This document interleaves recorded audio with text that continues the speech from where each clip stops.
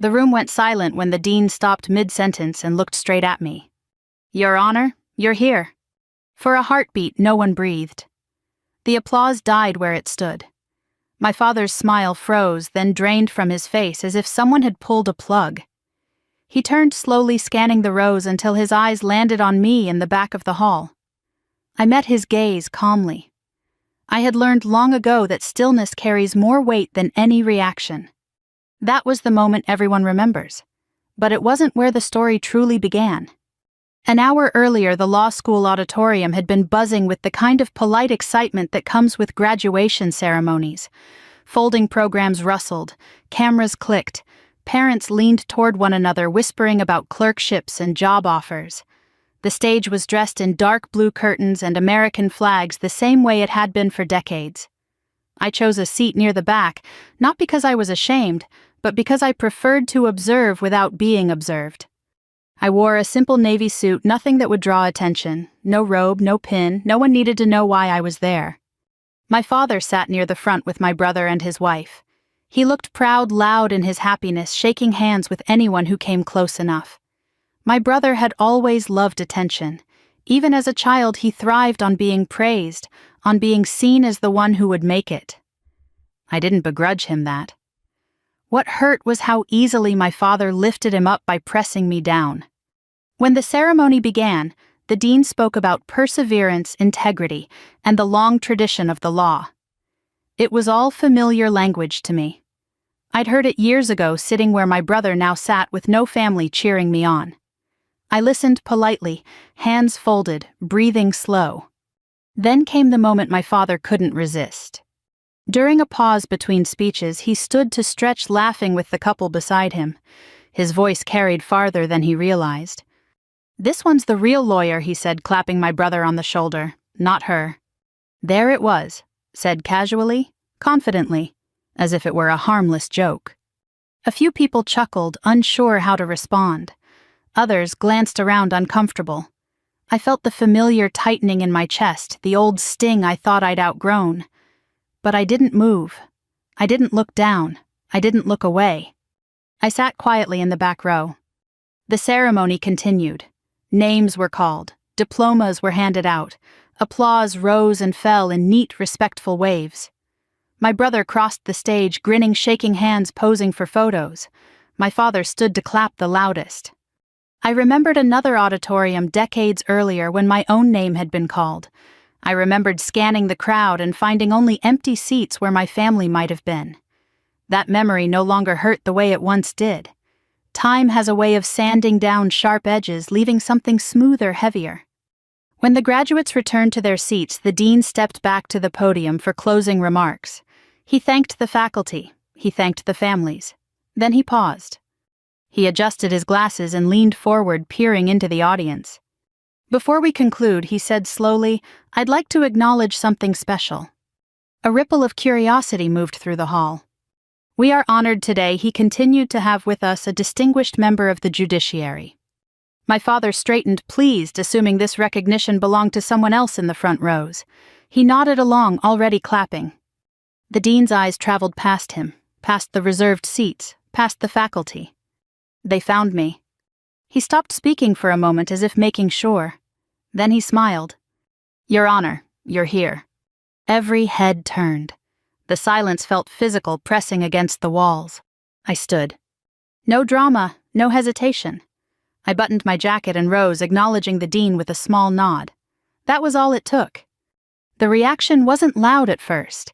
It never is with people who understand what authority looks like. The applause came slowly, unevenly, then steadied. The kind of applause that carries respect rather than excitement. My father remained seated. He stared at me as if I were a stranger who had borrowed my face. His mouth opened slightly, then closed. The color left his cheeks. In that moment, he wasn't angry. He wasn't proud. He was confused, and confusion can be devastating to someone who believes he understands the world. I didn't enjoy that look. I noticed it. There's a difference. As the ceremony ended, people filed out into the bright afternoon. Congratulations were exchanged. Photos were taken. My brother approached me hesitantly, his diploma still in hand. He hugged me, awkward but sincere. He hadn't known. None of them had. My father lingered behind, watching from a distance. I didn't go to him, not then. Some realizations need time to settle. That day wasn't about proving him wrong. It was about something quieter. Something earned over years of early mornings, hard cases, and lonely decisions. Titles don't change who you are. They only reveal it. And sometimes they reveal how little the people closest to you were paying attention. I didn't leave the campus right away. After the ceremony, families gathered in small clusters on the lawn. Folding chairs scraped against the pavement. Someone popped open a bottle of sparkling cider. Laughter floated easily through the warm afternoon air. It looked like 100 other graduations I'd seen over the years, moments that felt important, because people believed they were the beginning of something. For me, it felt like the middle of a very long road. I stood near a brick column watching from a distance. I'd learned early that stepping back gave me clarity. When you aren't fighting to be seen, you notice more. My brother was surrounded by well-wishers, shaking hands, repeating the same polite phrases. He caught my eye once and gave me a small, uncertain smile. I nodded back. There was no bitterness there. If anything, I felt protective of him. He had grown up inside expectations I'd been pushed outside of. My father finally approached. He walked slowly, his posture stiff, as if unsure of the ground beneath his feet. Up close, I could see the lines in his face more clearly than I had from across the hall. Age does that to all of us. It makes what we've avoided harder to hide. I didn't know, he said. It wasn't an apology, not yet, just a statement heavy with disbelief. I know, I replied. We stood in silence for a moment. He looked past me, then back again, as if waiting for someone to step in and explain things for him. No one did. How long, he asked. A while, I said. That was the truth, and it was enough. He nodded, swallowing hard. Then he turned and walked back toward the others, shoulders slumped in a way I'd never seen before. I watched him go, feeling something loosen in my chest. Not satisfaction, something closer to release. As I drove home later that afternoon, memories surfaced the way they always do when the present finally catches up with the past. Growing up, our house ran on comparisons. My father believed competition built character. Praise was scarce, and when it came, it was usually reserved for my brother. He was louder, quicker to raise his hand, more willing to speak up. I was the quiet one, the listener. In our family, that was mistaken for weakness. When I said I wanted to study law, my father laughed. Law is for people who know how to argue, he said. You don't even fight back. He wasn't cruel about it. He didn't need to be. Dismissal delivered calmly can cut deeper than anger. I went anyway. I paid my own way, worked part-time, and learned how to live with uncertainty. Law school was hard not because of the workload, but because of the loneliness. I didn't have family calling to check in or showing up on weekends with home-cooked meals. I had library lights that stayed on late and professors who expected precision, not excuses. When I graduated, I mailed my father an announcement. He sent back a card with a single line, "Congratulations." What's next? What was next didn't look impressive on paper. Clerkships, long hours, modest pay, cases no one wanted. I learned to read people, to listen carefully, to speak only when my words mattered. I watched judges who ruled with humility and others who ruled with ego. I learned the difference. Years passed. Promotions came quietly. Responsibility grew heavier. I stopped explaining my work to people who didn't ask. Titles became less important than outcomes. Somewhere along the way, I became someone others deferred to, even if my own family never had. My father never asked what I did. When my brother announced he was going to law school, the family celebrated as if a long-awaited prophecy had finally been fulfilled. I attended holidays, smiled politely, listened to jokes at my expense. I was used to being underestimated. There's a strange freedom in that. Sitting in that auditorium earlier, hearing my father say, "Not her," I felt the echo of every small dismissal I'd swallowed over the years. But I also felt something else: distance. The kind that comes from knowing your life no longer depends on their approval. Authority doesn't come from being loud, it comes from being steady. That afternoon, I didn't correct my father. I didn't announce myself. I didn't need to.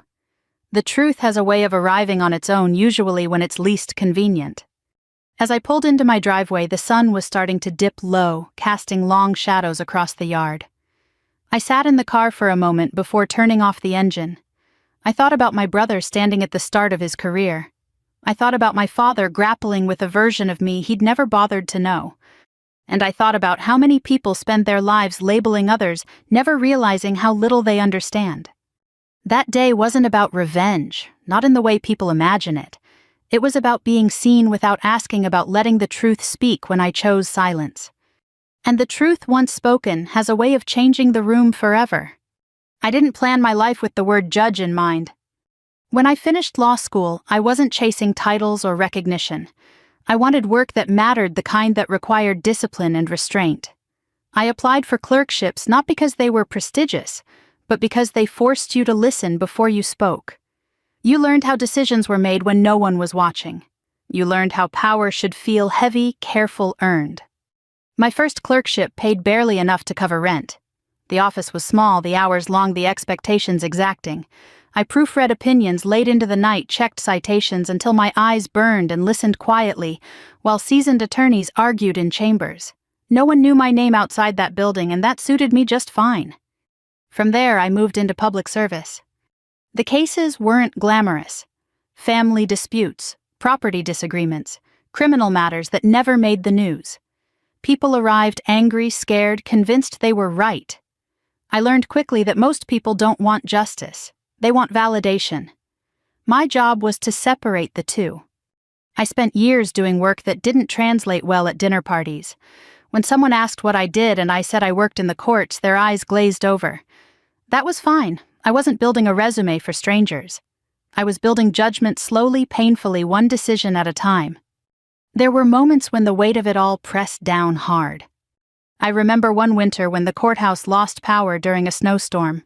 We stayed anyway, coats on, breath visible, finishing hearings by flashlight because people had waited too long to be turned away. I remember an elderly man who thanked me for explaining a ruling he didn't like simply because I spoke to him with respect. Those moments mattered more than applause ever could.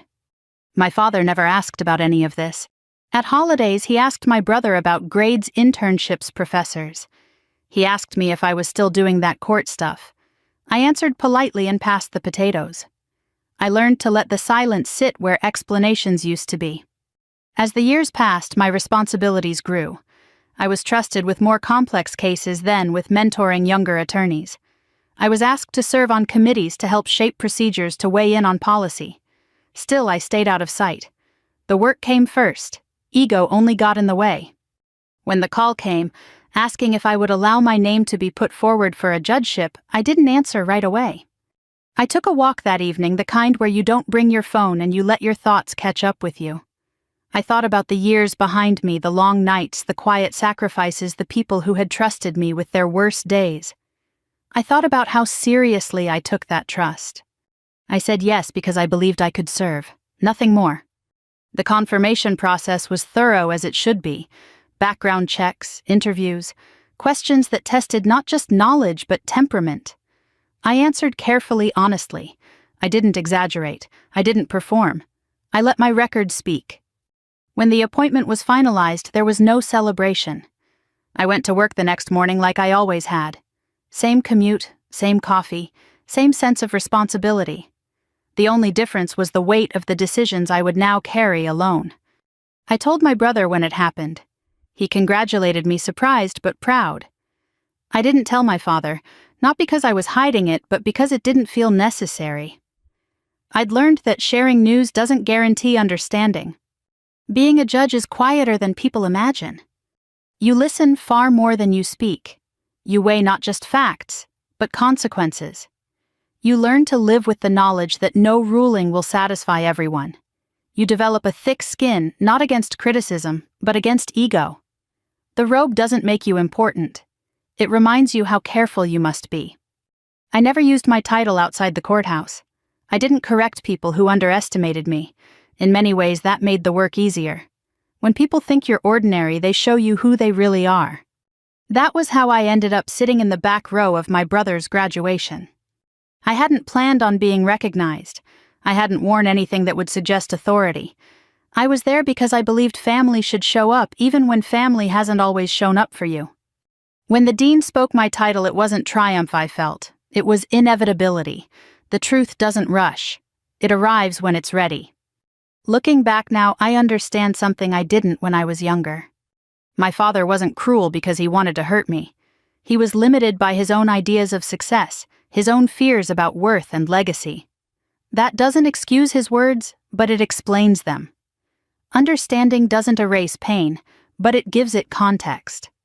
The road I took was never meant to impress him. It was meant to prepare me.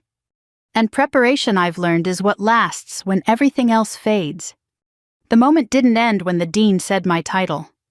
Moments like that never do.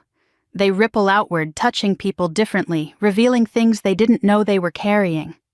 As the applause settled and the graduates began filing out, I stayed where I was for a few seconds longer. Not because I was overwhelmed, but because I was aware of how quickly people rush past understanding. I wanted to let the silence do its work. When I finally stepped into the aisle, conversations hushed around me. A few faculty members nodded politely, their expressions respectful, but unsurprised. They knew who I was. They always had. To them, I wasn't a revelation. I was a colleague who preferred not to announce herself. Outside, the campus looked peaceful, almost deceptively so. Brick buildings warmed by the afternoon sun, trees just beginning to leaf out, families gathering for photos, laughter echoing across the quad. Life moving forward as it always does, even when something inside you has shifted. My brother found me first.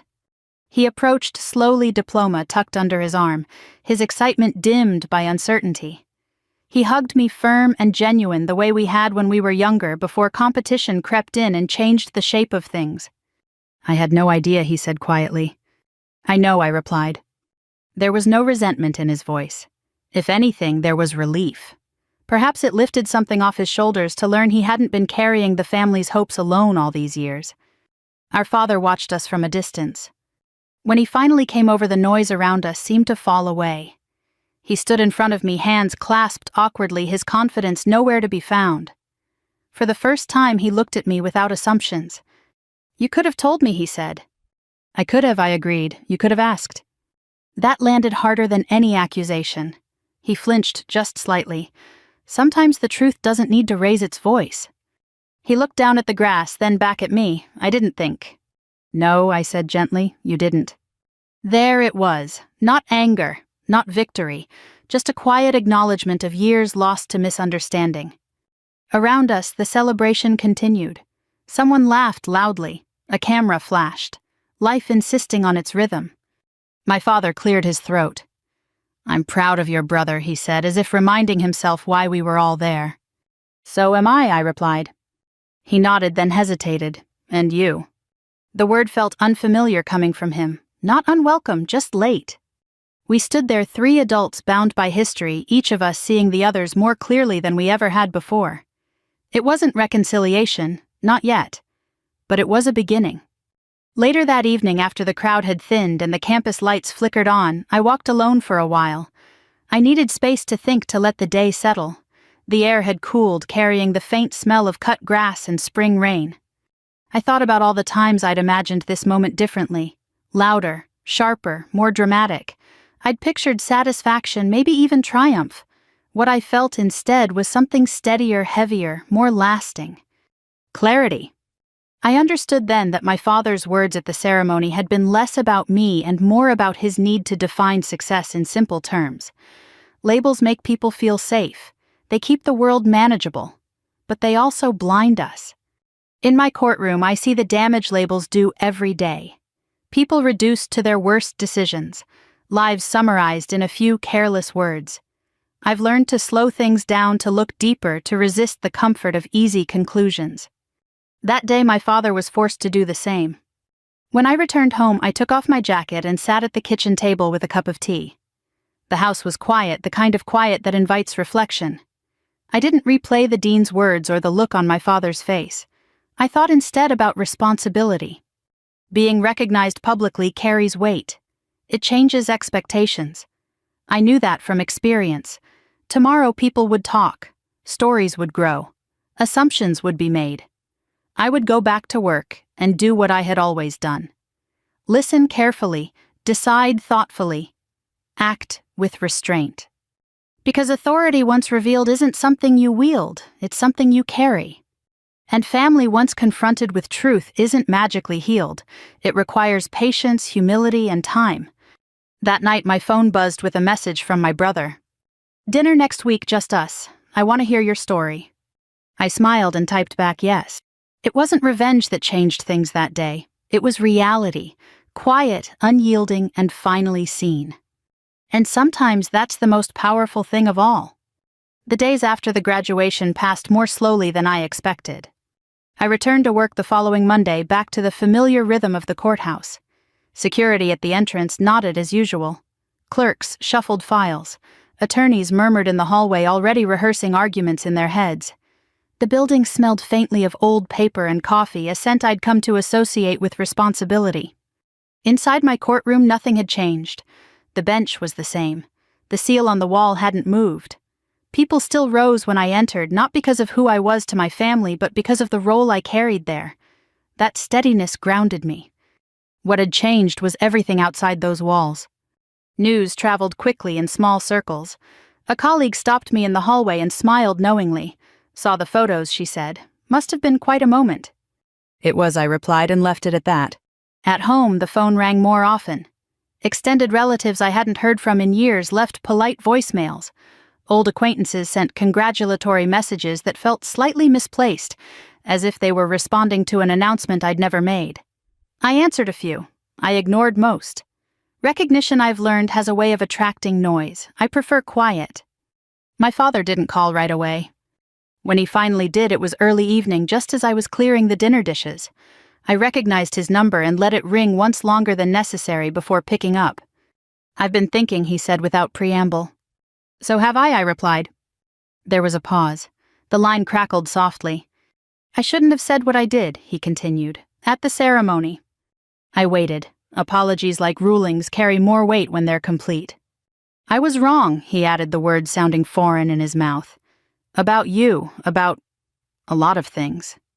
I closed my eyes, letting his admission settle. It didn't erase years of dismissal, but it acknowledged them. That mattered. "Thank you," I said. He exhaled. "I didn't know how to talk to you," he admitted. "You always seemed so distant." "I learned to be," I said gently. "It made things easier." Another silence followed, heavier this time. I could almost see him sitting at his kitchen table, hands wrapped around a mug, gone cold, wrestling with a version of himself he hadn't examined in years. "I want to do better," he said at last. It wasn't a promise. It was an intention. And intentions, I knew, were fragile things. We agreed to meet for coffee later that week. Neutral ground, no audience, just two adults willing to speak plainly. When we sat down together, he looked older than I remembered. Smaller somehow. The certainty he'd carried for so long had worn thin, leaving room for doubt. It softened him. "I always thought success looked one way," he said, stirring his coffee unnecessarily. "Big gestures, big titles, loud proof." I smiled faintly. "The loudest things aren't always the strongest." He nodded, absorbing that. "I see that now." We talked for nearly an hour. About my work in general terms. About my brother's plans. About the mistakes parents make when they confuse guidance with control. There were moments of discomfort, but also moments of understanding. We didn't resolve everything. That wasn't the point. What surprised me was how little I wanted to revisit the past in detail. I didn't need to catalog every slight or defend every choice. The truth had already done its work. After we parted, I felt lighter than I had in years. That weekend, my brother invited me to dinner, just the two of us like he'd promised. He cooked nervously, overseasoned the vegetables, and laughed at himself when the smoke alarm went off. We talked about law school, about expectations, about how easily admiration can turn into pressure. "I don't want to become him," he said quietly, meaning our father. "You won't," I told him. "You're already asking different questions." He nodded, relieved. As the weeks passed, the intensity of that day faded into something steadier. My father called more often, not to boast or judge, but to ask simple questions.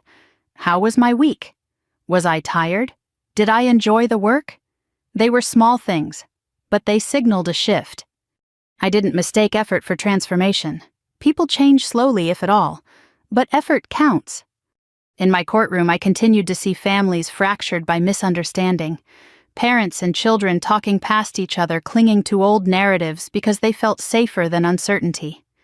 Each case reminded me how easily love can be misdirected by fear. I began to understand my own story differently, not as one of triumph but of patience. Revenge implies a desire to wound in return. What I felt instead was resolution, the satisfaction of standing fully in who I was without needing anyone else to validate it. The day my father's words caught up with him didn't end in humiliation. It ended in awareness. And awareness, though uncomfortable, is often the first step toward grace. Some lessons arrive late. That doesn't mean they aren't worth learning. The reckoning didn't arrive all at once. It came in pieces spread across ordinary days. My father started calling on Sunday afternoons, usually when he knew I'd be home. At first, the conversations were careful, almost scripted. He asked about the weather, about my brother's job search, about things that felt safe. I answered politely, leaving space between us. Trust once thinned doesn't rush back. One afternoon he surprised me. I told a friend about you, he said, clearing his throat.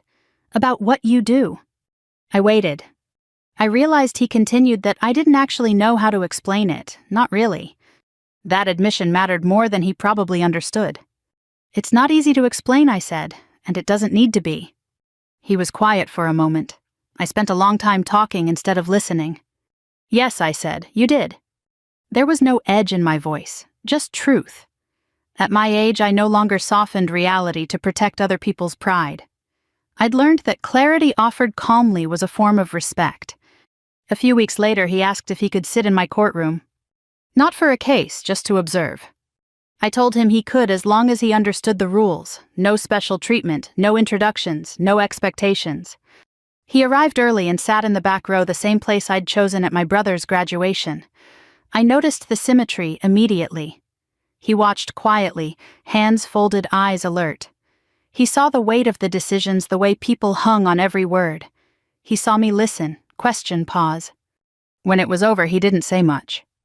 I didn't realize, he said finally as we walked outside, how much responsibility it carries. It does, I replied, every day. He nodded, thoughtful. For once, he wasn't trying to measure success. He was witnessing it. That moment shifted something between us.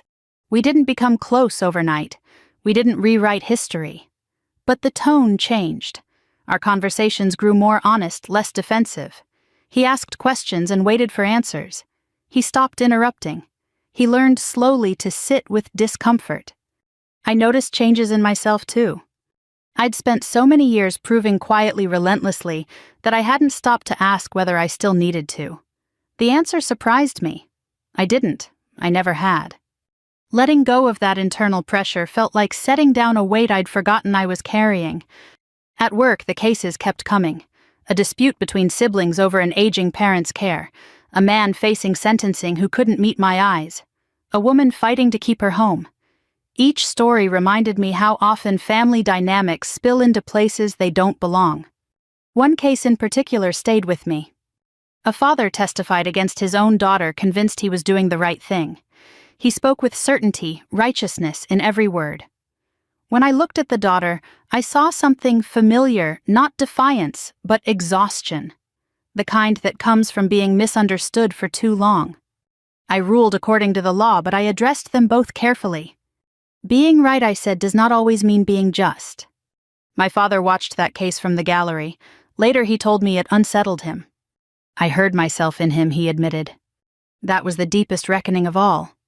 Understanding doesn't erase guilt, it reframes it. It gives it somewhere to go. As months passed, family gatherings grew easier. Not warm exactly, but easier. My father listened more than he spoke. My brother grew into his own confidence separate from comparison. I allowed myself to relax in ways I hadn't before. One evening after dinner, my father surprised me again. I used to think I was shaping you, he said quietly. Turns out I was just revealing myself. I met his eyes. We all do that, I said, whether we mean to or not. He nodded, accepting that.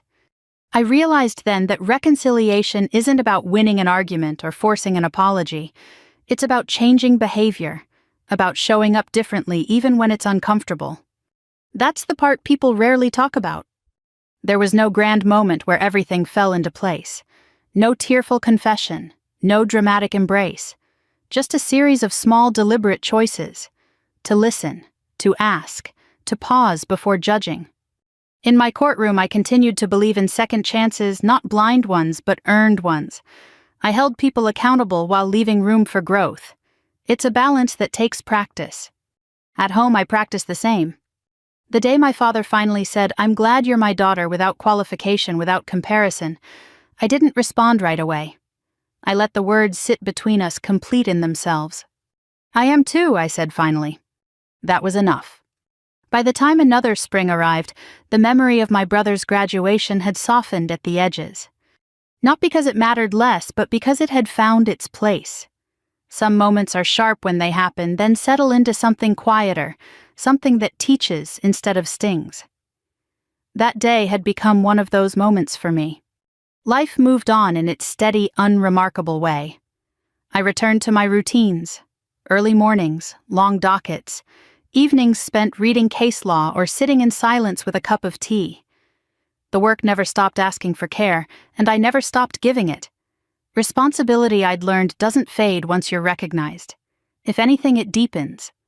My father and I developed a rhythm that felt new but honest.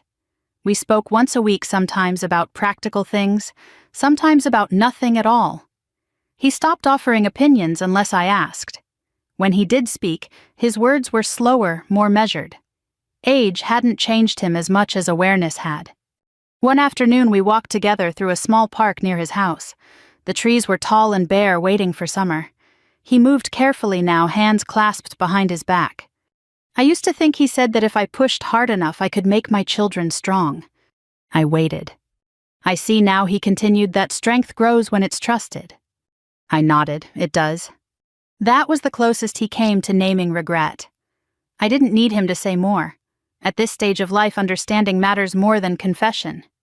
My brother found his footing too. He struggled at first, learning that the law is less about being impressive and more about being patient. He called me often with questions, not because he needed answers, but because he needed perspective. I gave it when I could, carefully, without taking over. Watching him grow into his own judgment felt quietly satisfying. What surprised me most was how little I thought about proving anything anymore. For so many years I'd carried a quiet resolve to show, if not my family then myself, that I wasn't what they believed.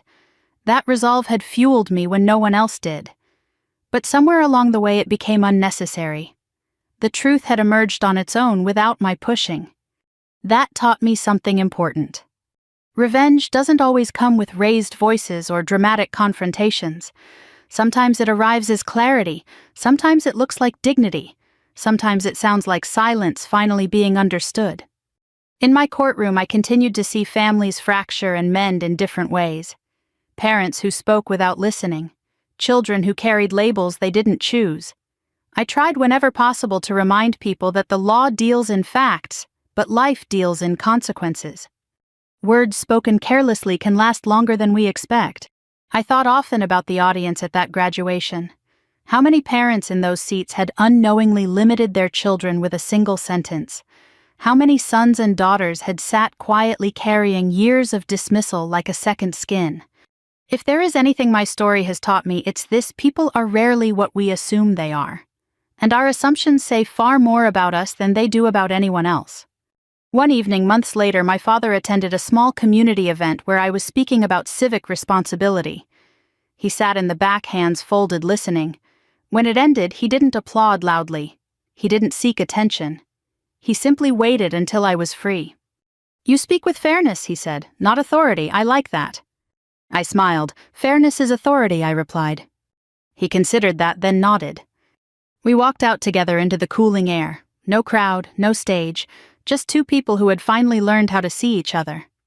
I don't tell this story to embarrass my father or elevate myself. I tell it because it holds a lesson worth sharing, especially for those of us who've lived long enough to know how easily misunderstandings harden into habits. If you are a parent, remember this: your words become part of your children's inner voice. Choose them carefully. Encouragement lasts longer than criticism ever will. If you are a son or daughter who has been underestimated, Know this: your worth is not determined by how loudly it's acknowledged. Quiet work done with integrity has a way of being recognized when the time is right. And if you've ever sat in the back row unseen and unheard, take comfort in this truth: the room does not define you. Your character does. If this story resonated with you, I invite you to pause for a moment and reflect on the words you've spoken and the ones you've carried. Share this story with someone who might need it. And if you'd like to hear more stories about dignity, justice, and the quiet power of truth, consider subscribing. Some lessons come late, but they are no less valuable for it.